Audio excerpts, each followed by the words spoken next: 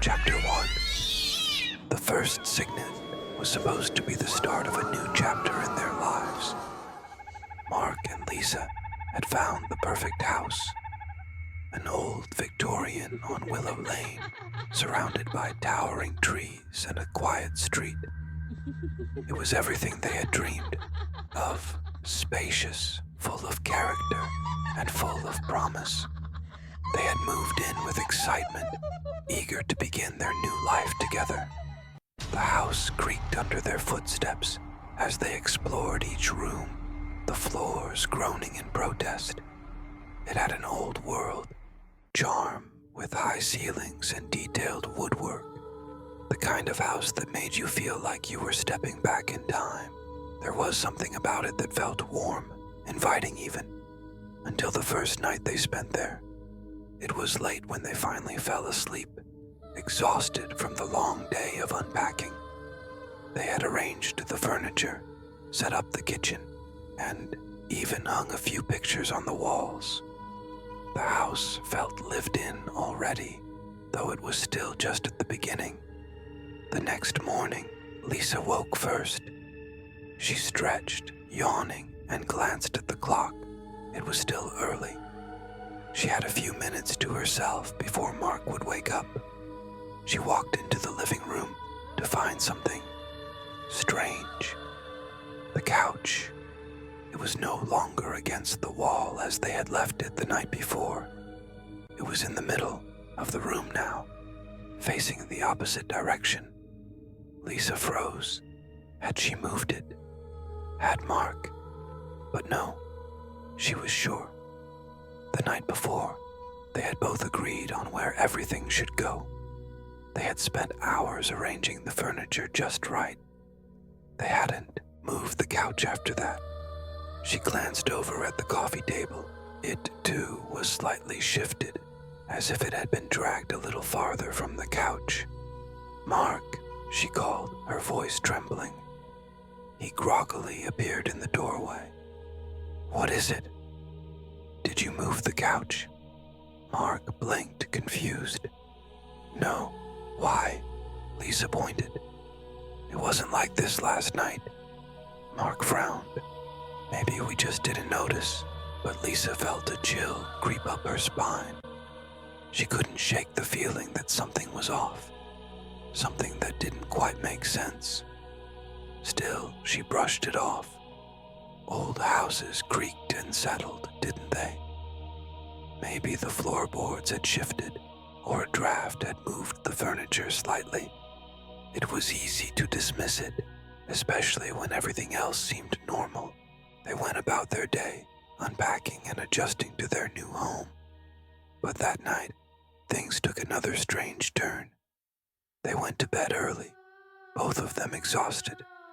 Lisa fell asleep quickly, but Mark stayed awake for a while, lying in the quiet stillness of the room. The house seemed peaceful, too peaceful.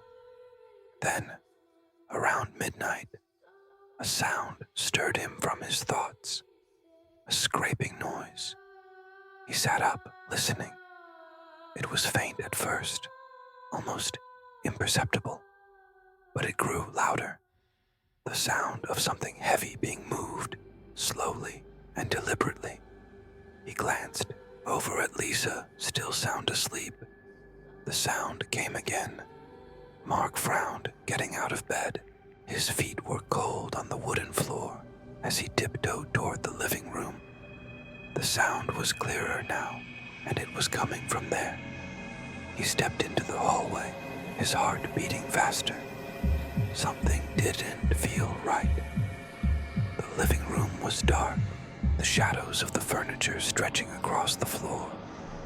But as Mark stood there in the doorway, something caught his eye. The couch. It was moved again, not just slightly. This time, it was almost across the room, facing the opposite wall. Mark's breath caught in his throat. No, this couldn't be. He walked over to the couch, running his fingers over the upholstery. It was still warm from when they had sat there earlier, but there was no explanation for how it had moved. "Lisa," he whispered, his voice shaking. He turned back toward the bedroom, but before he could reach the hallway, he heard something else. Soft creak. It came from the kitchen. He stood still for a moment, trying to decide what to do.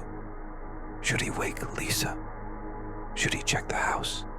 The thought of being alone in the dark, in a house where things moved on their own, unsettled him. But when he turned back to the living room, the furniture wasn't the only thing that had shifted.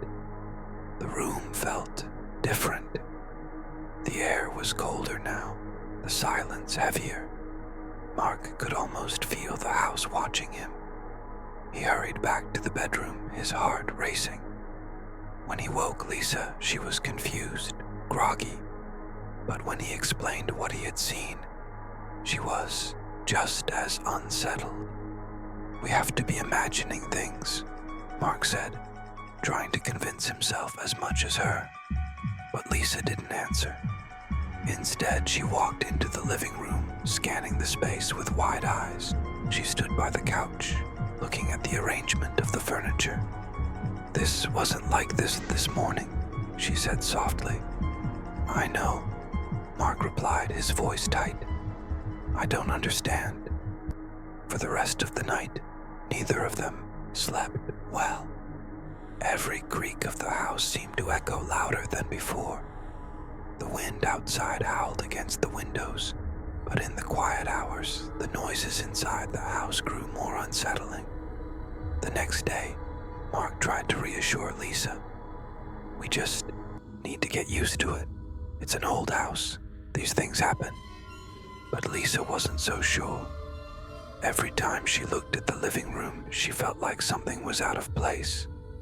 The furniture, the small movements, the way things were never quite where they left them. That night, when they went to bed, Lisa could still feel the unease creeping up her spine as the house settled into silence. She held on to Mark a little tighter, trying to shake the feeling that they weren't alone in the house. But the house was silent too, or so she thought. In the stillness of the night, Lisa heard it again, the scraping sound. This time, it was louder, more deliberate, and she knew it wasn't just the house settling. Something was moving the furniture. Something, or someone. Mark and Lisa spent the next few days on edge. Every morning, they woke to find the furniture rearranged, though neither of them could explain how. Chairs that had been set neatly around the dining table were now pushed aside. The kitchen cupboards, once neatly closed, stood ajar as though someone had been searching through them. Even their bedroom was affected. Clothes that had been folded neatly on the bed were now scattered across the floor, as if a person had rushed through in a hurry. Mark tried to offer logical explanations. "Maybe the house is just settling more than we thought," he said one morning as he examined the living room, now with the couch facing the opposite wall. Old houses creak and shift.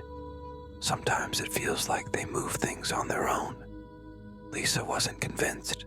She'd been the one to witness the furniture moving before her eyes, the couch lifting slightly as though an invisible force was pushing it. She couldn't shake the feeling that something was wrong, something more than just an old house creaking in the night. After another night of restless sleep, Lisa couldn't take it anymore. "I'm staying awake tonight," she declared, her voice firm. "We're going to see what's happening."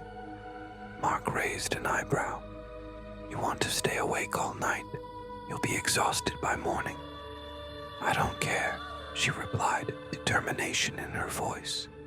"We need to know what's going on. I'm not going to keep pretending it's just the house shifting on its own."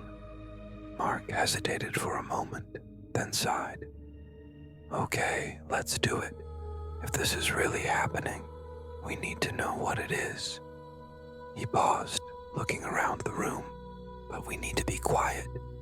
If something is really in this house, I don't want to make it angry." Lisa nodded, feeling a chill run down her spine. They had prepared themselves for a long night. They turned off all the lights and settled in the living room, sitting on the floor in the dark, with only the soft glow of the moonlight coming through the windows. Their eyes adjusted to the darkness, and they waited. The minutes dragged on, each second feeling like an eternity. Neither of them said a word, both of them too focused on the stillness around them. The house was eerily quiet, save for the occasional creak of the floorboards, as if the house was breathing. Lisa could hear her heart thumping in her chest, and she felt Mark's hand brush against hers as they sat close together. Hours passed without incident. They kept their eyes fixed on the furniture, hoping to catch something, anything that would explain what had been happening. But as the clock ticked toward midnight, the tension in the room thickened. The silence became oppressive, and Lisa couldn't shake the feeling that they were being watched. It was then that they heard it, a soft scraping sound. It was faint at first, but it grew louder, more deliberate. The sound came from the direction of the kitchen. It wasn't just a creak. It was the unmistakable sound of something being dragged across the floor. Slowly, the noise moved toward the living room. Lisa held her breath, eyes wide in the dark. Mark shifted beside her, tense and alert. "What is that?" he whispered. Lisa didn't answer. She couldn't tear her eyes away from the direction of the sound, now moving toward the center of the room. There was a slight thud, as if something heavy had been placed down. Mark grabbed Lisa's hand, squeezing it tightly. "Are you sure this isn't just the house settling?" "I don't know, Mark," she whispered back. "This is different." The sound stopped suddenly, and for a moment, the house was silent again. But then, to their horror, they both saw it. The living room furniture was shifting. The chair closest to them slid a few inches to the left, then another inch to the right. The coffee table, once centered in front of the couch, began moving across the room, its legs scraping against the floor. It wasn't fast, but it was unmistakably moving. Lisa's breath caught in her throat, her hand trembling in Mark's. "Mark, look," she whispered urgently. Mark didn't need to be told twice.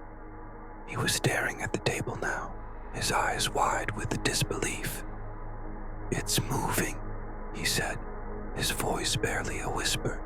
The table continued to slide slowly across the room, as if an invisible force was pushing it along the floor. Then, as if acknowledging their presence, it stopped. The room fell into a thick silence once again. Lisa's heart was pounding in her chest. "What the hell is going on?" she breathed. "This is impossible." Mark pulled his hand from hers, standing up cautiously. He didn't take his eyes off the table. "We need to see where it's coming from. We need to figure out what's doing this." Together they moved slowly toward the source of the disturbance. The air in the room was colder now, the temperature dropping as they neared the furniture. Lisa's skin prickled with a chill, and she instinctively wrapped her arms around herself. They stopped in front of the coffee table. The room was still, eerily quiet. "Okay," Mark said. "We need to look around, see if anything's behind this. We'll figure it out." Lisa didn't answer. Instead, she looked around the room, scanning every corner for any sign of movement. It was then that she saw something, a shadow. It wasn't a reflection or a trick of the light. It was too solid, too distinct. The shadow moved across the wall, moving like a figure, almost as if it were walking through the room. Her breath caught in her throat as she reached for Mark's arm. "Mark," she whispered, pointing toward the shadow. "Did you see that?" Mark's eyes followed her gaze. His face paled. "No, there's nothing there." But his voice lacked conviction. Lisa stepped forward, feeling her pulse race. "It's right there. Look." She reached out toward the spot where the shadow had passed, but her hand went right through it, the air feeling colder as she did. She recoiled, pulling her hand back quickly. "Mark, something's here. Something's moving around us." Mark looked around, his eyes wild. "This doesn't make sense. It's like something is living here with us." Suddenly, the scraping sound returned, louder this time, coming from the hallway. Lisa's heart raced. "We have to leave. Now." But Mark didn't move. He was staring at the kitchen, his eyes fixed on something invisible. "Mark," Lisa said, her voice trembling. "What's happening? What's going on?" And then, just as quickly as the movement had started, it stopped. The air grew still again. The shadow disappeared. The furniture stopped moving. The house returned to its unnatural silence. Lisa was trembling. Mark turned toward her, his face drawn. "We need to figure this out," he said, his voice shaky. "Whatever this is, it's not just the house. Something is here, with us." Lisa nodded, her mind racing with fear. She didn't know how much longer she could stand it. Something was alive in their house, moving, watching, waiting. And it wasn't going to stop.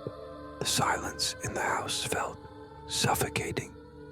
After the unsettling events the night before, Mark and Lisa struggled to find any sense of normalcy.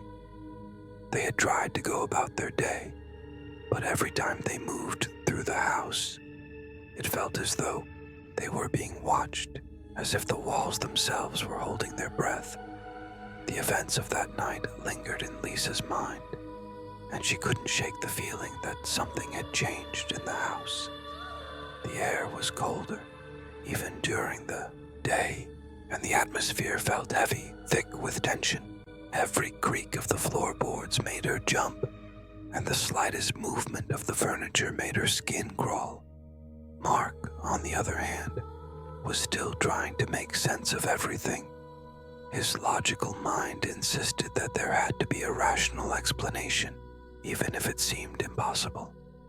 But the longer they stayed in the house, the more he began to doubt his own reasoning. "I think we need to find out more about this house," Mark said one afternoon as they sat together in the living room, trying to piece together what had been happening. "There has to be some kind of history here, something that explains what's going on." Lisa looked at him, her eyes filled with a mixture of fear and curiosity. "You think this is about the house's history?" "It might be," Mark replied, his voice low. "Maybe there's something in the past of this house that's causing whatever this is to happen. If we can find out what it is, maybe we can figure out how to stop it." Lisa nodded, though part of her was reluctant to dig deeper. There was something about the house's past that felt like it should remain buried. But if they were going to understand what was going on, they didn't have much of a choice. The next morning, they decided to visit the local library. They hoped to find old records, newspapers, or anything that might shed light on the house's history. The library was a small, quiet place, tucked away in a corner of town, but it held a wealth of information about the area's past. Inside, the musty smell of old books greeted them, and the sound of pages turning filled the air. Lisa went straight to the local history section, while Mark wandered over to the archives. It didn't take long for Lisa to find something interesting. A faded newspaper clipping tucked between the pages of an old book caught her eye. She read the headline aloud. her voice a mixture of disbelief and unease. Mysterious disappearance at Willow Lane House. Family vanishes without a trace. Lisa's heart skipped a beat. The article was old, dated from the late 1800s, but the mention of the house they now lived in was unmistakable. She quickly scanned the article, her hands trembling as she read about a family that had lived in the house before them. The parents, along with their 2 children, had mysteriously disappeared one winter night. There had been no signs of foul play, no evidence of a struggle, and no trace of the family ever found. The house had stood empty for years after that, with no one willing to live in it due to rumors of strange occurrences and odd noises coming from inside. Lisa's mind raced. Could this be the source of the strange happenings? Had the house been cursed by the disappearance of the family? But she didn't have time to dwell on it. She turned to find Mark, who had been reading through old town records. "Mark," she said, her voice urgent, "you need to see this." Mark looked up, his brow furrowed in concern. He joined her at the table, and Lisa showed him the newspaper clipping. He read it quickly, his eyes widening as he reached the end. "I've been looking through some of the town records," Mark said, his voice low. "There's something else you need to know. This house didn't just stand empty after the family disappeared. It was sold off to a new owner several times, but each time the new owners would leave after only a few months, citing strange occurrences and the same kind of disturbances we've been experiencing." Lisa felt a chill run through her as she listened. "So, this house has a history of this?" Mark nodded. "It seems like it. Every single family that lived here experienced the same things. Furniture moving, strange noises, things disappearing. Some even claimed to see figures, shadows in the corners of their eyes. But nobody stayed long enough to figure out what was happening. Eventually, it was abandoned again." They sat in silence for a moment, both of them processing the information. It was becoming clearer that whatever was haunting the house wasn't just an isolated incident. It had been going on for over a century. "We need to find out more about the family that disappeared," Lisa said, her voice filled with determination. "Maybe they left something behind, some kind of clue that could help us understand what's going on." Mark agreed.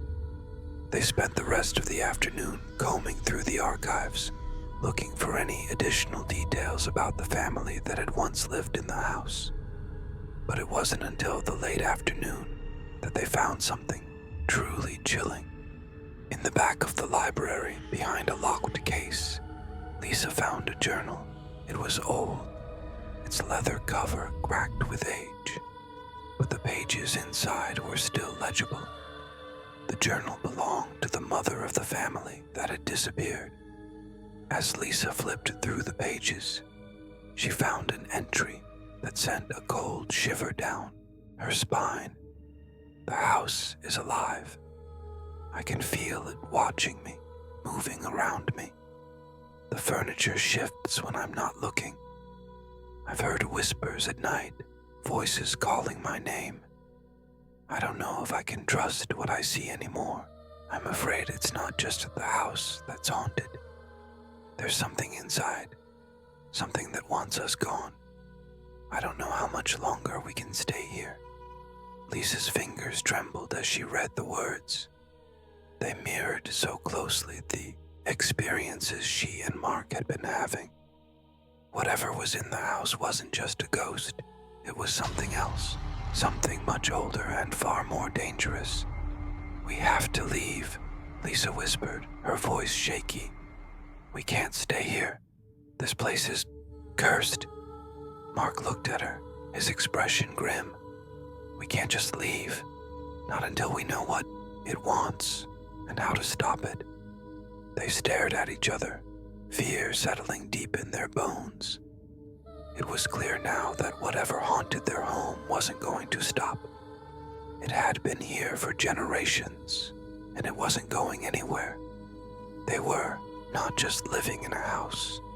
They were living in a place with a past that refused to stay buried. The night after their trip to the library, Mark and Lisa returned to the house, their minds swirling with the chilling discovery. The journal had confirmed what they feared. The house was not merely haunted. It was something more, something ancient that had been waiting for the right moment to make itself known. The whispers, the moving furniture, and the strange shadows were all signs of something trying to communicate. Or worse, something trying to claim the house for itself. As they stepped inside, the familiar creaks of the house echoed through the air. But tonight, it sounded different. The house seemed to breathe around them, like it was alive, watching them, waiting. I can't shake the feeling that something's just behind us, Lisa said softly, her voice trembling as she shut the door behind them. The house felt colder now, the air thick with an unsettling energy. Mark nodded, his face pale. I feel it too. It's almost like the house knows we're onto it. They tried to continue with their normal evening routine, but every corner of the house seemed to whisper with unseen voices. The shadows in the living room stretched unnaturally long, and the sound of footsteps echoed from the hallway, though no one was there. Lisa kept glancing over her shoulder, her eyes darting to every corner, as though expecting something to jump out. What if we're in over our heads? She whispered, her eyes wide as she turned to Mark. What if we don't understand what we're dealing with? Mark took a deep breath, trying to steady his nerves. We have to keep going. We can't let this thing win. Whatever it is, we need to find a way to stop it. He reached for the journal again, flipping through the pages in search of any clue that could help them. Lisa joined him, her fingers trembling as she touched the weathered pages. She stopped at one entry, one that stood out from the rest. The house won't let us leave. It has a hold on us, a grip on our very souls. Every night, it gets stronger. The whispers grow louder, and the shadows seem to reach for us. I've tried to leave, but something pulls me back, and I'm afraid that if we try to escape, we will be lost to it forever. I've seen the faces of those who lived here before us, screaming in the night, their bodies twisted with fear. The house is hungry. It wants us. It always has. Lisa felt her blood run cold as she read the final words. It always has. The house had been waiting for them. It had been waiting for someone to move in, to awaken it, and now it was not going to let them leave. We have to get out of here, Mark. This is too much, Lisa said, her voice barely a whisper, but her eyes wide with terror. Mark didn't reply immediately. He was staring at the journal, at the words that seemed to confirm everything they had been feeling. It wasn't just the house that was haunted. It was the land itself. And if they didn't do something soon, they might be the next victims of its curse. We can't leave yet, Mark finally said. His voice was firm, but there was a trace of fear in it. We have to understand what it wants. If we leave now, we'll never know how to stop it. We'll just become another part of the house's history. Lisa looked at him, conflicted. She wanted to leave, to never step foot in the house again. But something in her gut told her Mark was right. They needed answers, and if they left now, they might never get the chance to stop whatever was coming. All right, she said, her voice barely audible. But we need to do this quickly. They began to search the house more thoroughly, checking the basement, the attic, and every closet and cupboard, looking for anything that might explain the house's sinister grip on them. As they explored, the atmosphere in the house grew heavier, darker. The air was thick with an oppressive energy that made it hard to breathe. It felt like the walls themselves were closing in on them. In the attic, they found something that chilled them to the bone. A hidden compartment behind a stack of old boxes. Inside, they discovered a small, weathered chest. Mark hesitated for a moment before he opened it, revealing a collection of old trinkets and strange artifacts. Pieces of jewelry, some broken and tarnished. Old, faded photographs of people they didn't recognize, and a bundle of yellowed letters. Lisa picked up one of the photographs and gasped. It was a picture of the family that had disappeared. Though there was something off about it, the smiles on their faces seemed forced, and their eyes were hollow, as though they were trapped in a place they couldn't escape from. Mark noticed Lisa's reaction and stepped closer. "What is it?" Lisa handed him the photo, her hand shaking. "This doesn't look right. Look at their eyes. They don't look alive." Mark frowned as he examined the photo. This must have been taken before they vanished. Maybe it was some kind of warning, but no one understood it. The letters were the next thing they examined. As Mark unfolded one, the ink had faded so much that only fragments of words could be made out. But one part was clear. "If you are reading this, you must leave before it comes for you. It is too late for us. The house, it knows you are here. It will take you to the letters, the photographs, the strange trinkets." They all pointed to the same thing. The house was not just a building. It was a living, breathing entity, one that fed on fear, on the souls of those who lived there. And it was growing stronger. Suddenly, the house seemed to respond to their discovery. The temperature in the room plummeted, and the shadows in the attic grew longer, darker. The air thickened with the sound of faint whispers, growing louder with each passing second. It was as if the house was alive, reacting to their presence, angry that they were uncovering its secrets. Low, guttural growl echoed through the attic, and for a moment, everything seemed to freeze. Lisa and Mark stood motionless, their hearts pounding in their chests. Then, the door to the attic slammed shut with a deafening bang. "No!" Lisa screamed, her voice raw with panic. "We need to get out of here, Mark. Now!" But Mark didn't move. His eyes were locked on something in the corner of the attic. A figure standing in the shadows. A pale, thin figure with hollow eyes, staring back at him. Lisa turned toward him, her breath caught in her throat. "Mark, what is it?" Mark opened his mouth to answer, but no sound came out. The figure took a step forward, and then another, its limbs moving unnaturally, as though it were gliding through the air. Suddenly, the whispers intensified, swirling around them like a violent storm. The figure reached out its hand toward them, and the temperature dropped even further. A cold so intense, it felt as though their very souls were being frozen. Mark and Lisa backed away, fear coursing through their veins. It was too late to leave. They were trapped. The figure's lips parted, and a voice echoed in their minds. "You should never have come here. Now you will be part of the house forever." With a final scream, Lisa and Mark turned and fled, but the door wouldn't open. The house had them in its grip. The air was thick with dread as Lisa and Mark struggled to open the attic door. It felt as though the house itself was pressing in on them, preventing their escape. The figure in the corner of the attic loomed larger with each passing second, its chilling presence hanging over them like a dark cloud. Mark's hands trembled as he yanked at the door, his efforts useless. It wouldn't budge.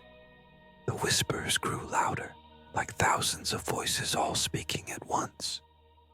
The cold in the attic was unbearable now, biting through their clothes and sinking deep into their bones.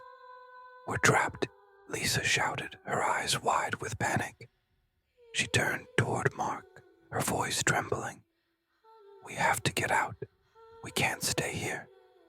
Mark shook his head, his jaw clenched with the determination. He couldn't just give up, not after everything they had discovered. There has to be a way out. The house isn't just some haunted place. It's alive, and it wants us to leave. We can't let it win. But as he spoke, the figure in the corner of the attic began to move toward them, its long, slender arms reaching out like twisted branches. It was no longer a mere shadow. It was something real, something they could see and feel. Its eyes, hollow and void of any life, were fixed on them. The air felt thick with an oppressive force, as though the very house was suffocating them. Lisa grabbed Mark's arm, her grip tight and desperate. "We need to do something, Mark. It's coming. Closer." The figure's hand stretched out further, its fingers curling like claws. As it moved, the whispers grew louder, more frantic. "You are ours now. Forever." Mark's heart raced as he looked around the attic, searching for something, anything that could help them. His eyes fell on the old chest in the corner, the one they had discovered earlier, and he suddenly realized something. "The chest," he shouted. "We have to open it. There might be something in there that can help us." Without hesitation, they rushed over to the chest. Mark fumbled with the lock, his hands shaking with fear. But after what felt like an eternity, he finally managed to open it. Inside, the trinkets and old letters were still there, but now something caught his eye. A small, intricately carved wooden box hidden beneath the other items. Lisa reached for it, her fingers brushing the cool surface of the box. It seemed to hum with an energy of its own, a faint pulse that vibrated in the air. She felt a strange sense of both terror and curiosity as she held it in her hands. Mark's eyes widened when he saw the box. "That's it," he said, his voice low. "I think this is the key." The figure in the corner stopped moving, its hollow eyes narrowing as though it could sense the power of the box. The whispers grew louder, more desperate, as if the house itself was afraid of what was about to happen. Lisa carefully opened the wooden box. Inside, she found a small, worn pendant. It was a simple piece of jewelry, but there was something about it, something ancient, something powerful. The pendant was shaped like an eye, its surface smooth and cold to the touch. As soon as Lisa held the pendant in her hand, the room seemed to shift. The temperature in the attic dropped even further, and the figure in the corner let out a low, guttural growl. The shadows around them seemed to twist and writhe as though alive. Mark stepped back, his eyes wide with fear. "What's happening?" "I don't know," Lisa said, her voice barely a whisper. She could feel the energy of the pendant, a force that seemed to pull at her from the inside. It was as if the house itself was trying to take it from her. The whispers became louder, turning into screams. The figure in the corner lunged forward, its eyes locked on the pendant. It was no longer a shadow. It was a malevolent, twisted being that was hungry for the power that the pendant represented. Lisa's heart pounded as she instinctively held the pendant up, as though trying to protect it from the creature. "Stay back," she shouted, her voice filled with desperation. The figure paused, its grotesque form hovering just inches from her, its hollow eyes locked onto hers. For a moment, the world seemed to stop. The air grew even colder, and the shadows in the attic seemed to stretch and expand, filling every corner of the room. Then, with a sudden, violent motion, the figure lunged forward, its outstretched claws reaching for Lisa. But before it could touch her, the pendant in her hand began to glow, a brilliant light that cut through the darkness. The light was blinding, filling the attic with a pulse of energy that seemed to shatter the very air around them. The figure screamed, a sound of pure rage and pain, as the light engulfed it. The shadows in the room twisted and writhed as if fighting against the light. But the power of the pendant was too much. The figure's form began to disintegrate, turning into smoke and shadow before it vanished completely, leaving nothing behind. The room fell silent, the oppressive weight in the air lifting as the darkness receded. The coldness that had filled the attic began to dissipate, replaced by a strange warmth. The whispers, which had filled the house for so long, were gone. Lisa and Mark stood in the attic, their breathing heavy, their hearts racing. The pendant in Lisa's hand still glowed faintly, its light now dimming. "What just happened?" Lisa asked, her voice trembling. "What was that thing?" Mark shook his head, his eyes wide. "I don't know, but I think we just destroyed whatever was holding this house captive." Lisa looked around the attic, feeling a strange sense of relief. The air felt different now, lighter, almost as though a burden had been lifted. The house no longer felt alive, no longer felt like it was watching them. It was as if the darkness that had haunted the house for so long had finally been driven away. "I think it's over," Lisa whispered, almost to herself. Mark nodded, his expression softening. "Yeah, I think it is."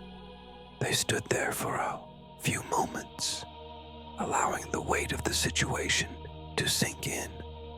The house had been a prison, a place that had fed off their fear, but now it was free from the malevolent force that had held it in its grip for so long. As they left the attic and made their way down the stairs, the house felt different, quieter, more peaceful. The oppressive atmosphere that had once made it feel like a living, breathing entity was gone. The walls no longer seemed to creak with every movement, and the air no longer carried the cold bite of terror. They didn't speak much after that. They didn't need to. They knew the house was no longer the same place it had been. They had broken the curse. When Mark and Lisa finally stepped outside into the fresh air, the weight of the past few days lifted from their shoulders. They didn't look back at the house. They didn't need to. The house was free, and so were they.